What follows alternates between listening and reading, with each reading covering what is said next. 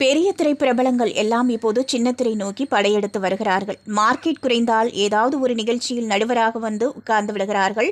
அப்படித்தான் விஜய் டிவியில் பல வருடங்களாக ஒளிபரப்பாகி வரும் சூப்பர் சிங்கர் நிகழ்ச்சியில் மிஸ்கின் நடுவராக இந்த சீசனில் களமிறங்கியுள்ளார். இது எல்லோருக்கும் ஆச்சரியம்தான். அந்த ப்ரோமோ கூட வெளியாகி நல்ல வரவேற்பை பெற்றுள்ளது. ஆனால் விஜய் டிவியின் நிலைமைதான் அந்தோ பரிதாபம். சாதாரணமாகவே மிஸ்கின் ஒரு பேட்டி கொடுக்க போனால் ஒரு நிலையில் உட்கார மாட்டார்.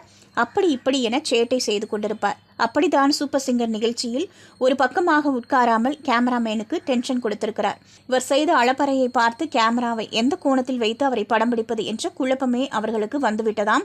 சரி, அது போகட்டும். நிகழ்ச்சியாவது சுவாரஸ்யமாக இருந்ததா என்று கேட்டால் படபடப்புடன் தான் நடந்திருக்கிறது. என்னவென்றால் பாட்டு பாடியவர்களை பற்றி 4 வார்த்தை பேசாமல் பின்னால் ஆடிக்கொண்டிருந்த குரூப் பற்றி பேசியிருக்கிறார். அதில் ஒரு பெண் நன்றாக ஆடிய நிலையில் அவரை கூப்பிடுங்கள் என மேடைக்கு வரவழைத்து பாராட்டியிருக்கிறார். இத்தனைக்கும் டான்ஸ் ஆடி முடித்துவிட்டு அந்த பெண் சென்று விட்டாராம்.